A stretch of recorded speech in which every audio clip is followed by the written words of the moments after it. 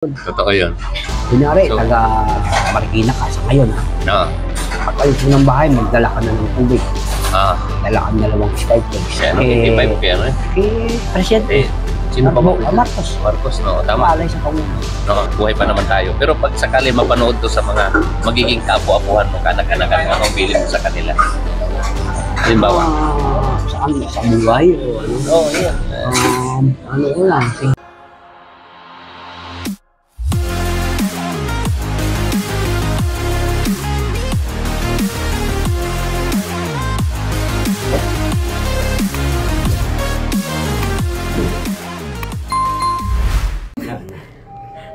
Second floor.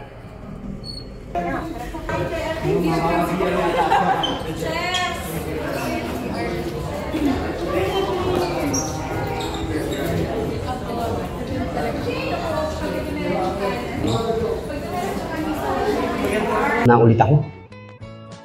Ngayon nakasama ko yung mga professional, kaya maganda yung start ko sa bike. Tapos nag-isip ulit ako. Sabi ko, teka muna, kailangan ko mag-aral para may backdoor ako kung hindi na ako magbabike ulit. Meron akong tatakbuhan kasi marami kong nakita mga seniors ko. Pagkatapos mag-bike, wala na medyo agrabyado sa buhay. Nag-aral ako muna, minto muna ako ng Don Bosco. Kasi pag nag-athlete kasi ako, masyado ako maraming isa-sacrifice. Yung barkada, yung happenings, kailangan marami kang ano. Pero kinalimutan ko muna yun. Pero nung nag-aral na ako sa Don Bosco, sabi ko, dito muna ako magkaano. Sinabay ko na rin yung ano man yung hindi ko na gagawin after kong mag-aral. Pag nag-atleta ako. Natapos ko na yung 1985 yung pagiging machinist ko. 85, naging national champion din ako after ng school sa Cagayan de Oro. Doon ako nakuha ang naging national team. Yung isang pinaka-pangarap ko na noon, naging national team ako noong 85. Doon ako, yung mga part na maging masaya ako kasi national team yan, mataas ang respeto niyang kapwa mong atleta pag naging national team ka. Ibig sabihin, naging national team ako hanggang year 2000.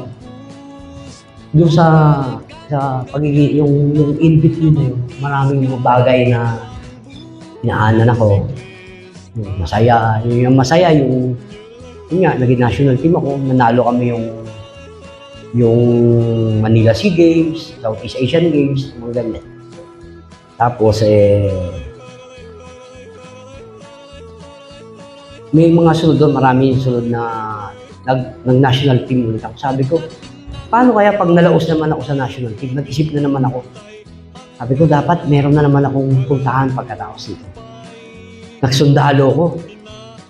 Pwede pa kasi pagsabayin yan Nagsundalo ko noong 1990, pero ang dami ko ng paglaro. Doon ko na realize na yung pagsunod sa ating mga superior, kasi saka yung focus, yung will mo na gawin yung mga bagay para sa bayan, para sa tao, pamilya, yun na dapat mong gawin. Dahil doon, pagiging sundalo, yung pagsunod sa tao, sa superior, nakita ko kasi sa pagpapalaga kung ano yung mga bagay na nasa iyo. Kasi sa sundalo, medyo, siguro alam niyo naman kung ano yung sundalo. Yung lang, pag binigay doon, ipapalo na sa iyo. Yung baril mo, ipapalo sa iyo. Ibig sabihin, pag ingatan mo, yun yung aral doon. Kaya, mula doon, yung pagiging sundalo, atleta, nagkumbay niya. Nagkumbay. Paano kang mangarap, tsaka hindi pwede yung mamaya. Dapat kung may pagkakataon, kunin mo na agad. Kasi pagsisisihan mo sa may mga bagay na pagsisisihan mo, bakit hindi mo ginawa? Kaya ko yun Wala na. Kaya dapat hindi ka yung pag mo agad. Yung mga part naman na doon sa panahon na yun ng 15 taon sa paglalaro, meron ding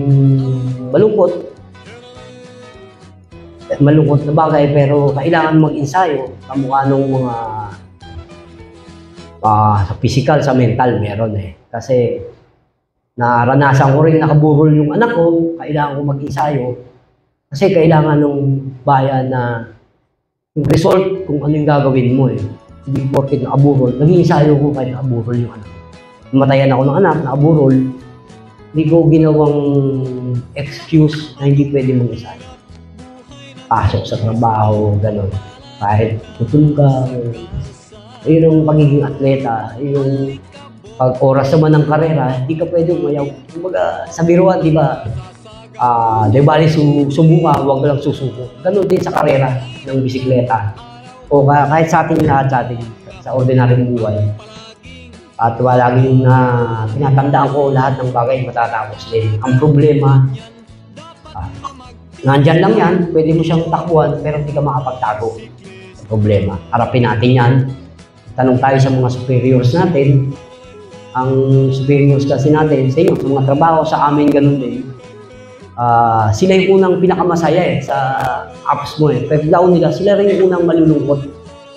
Sila yan yung mga superior natin. At sa physical naman, na inabot ko rin yan yung actual na laro, eh bigla ka na lang pigsain, medyo pigsa kung saan pa pumuntang bagay, kailangan mong tiisin lahat eh. Kailangan maano yung pagtiis mo. Yung dahil nagtitiis ka para nga doon sa pamilya mo, sa bayan mo, sa tao mo. Ang minsan nakakalungkot, minsan dahil mataas yung expectation mo, natalo ka, paano mo lalagpasan yung pag-uwi mo, parang ayaw mo umuwi sa bansa mo kasi talo ka eh. Pero ganun talaga, realistic. Tanggapin mo na hindi man lahat palagi kang mananalo at matatalo. Pero ginawa mo yung todo mo. Pagka ginawa mo isang bagay, dapat walang tira-tira. Yung kumbaga all out para wala kang regret sa susunod pa. Ayun, sa 15 taon na yun, hindi na naka-retire din ako sa sundalo. Naka-retire din akong isang athlete. Ngayon, nalaroan ko yung 7 Southeast Asian Games. Sa 7 Southeast Asian Games, lahat yung may medal. Napanalunan ko naman dahil sa mga pagtitiis na yan. Sakripisyo tayo. Focus ba? Kaya naka-focus ka eh. Hindi pwede sa magpa-planning ka. Kailangan planning, execution, vision, nandun lahat. Pag may nakalimutan ko at napunta ka sa masamang masama, kaya nung naging athlete ako, nung wala lahat ng nagtagal ako, yung siyempre, yung lalaki, yung babae, ganyan, wala lahat eh. Kaya ang naging misis ko, kulang talaga. Hindi pa ako nagkawan, hindi ko naging misis yun. Kaya yun lang, at nagkaroon ako ng 6 na lang. Yun, at siguro, ano ba yun? Napatuloy ko maging coach ako sa maging national team. Maging nagawa ko rin ng athlete ko. Mas makakasyon na rin yan sa Asian Games. Sayang nga lang, hindi ako naging Olympic coach. Kasi iba naman yung mga rules na pero ganun lang pwede kong masabi at ang pwede kong masabi ay matuto yung pangarap tayo. Kaya natin ano yun, gawin yung pangarap at matuto tayo sa mga superior natin kasi kung superior natin yung problema dahil tayo ng bakit hindi na tayo ikaw kasi sila yung trabaho natin superior natin ang magulang natin kaya matulahan sa pagsunod hindi naman nakatingkulan ng pakay na yan kaya yun lang magandang ako yung simula.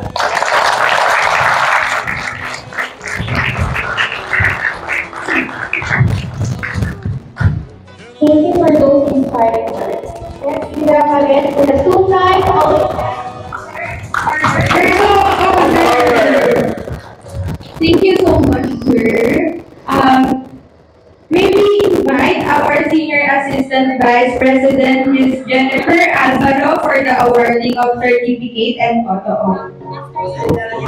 Thank you. Our open will invite Mr. Norberto Amador. Thank you, Ms. Jennifer Alvaro, our Senior Assistant Vice President. Salamat.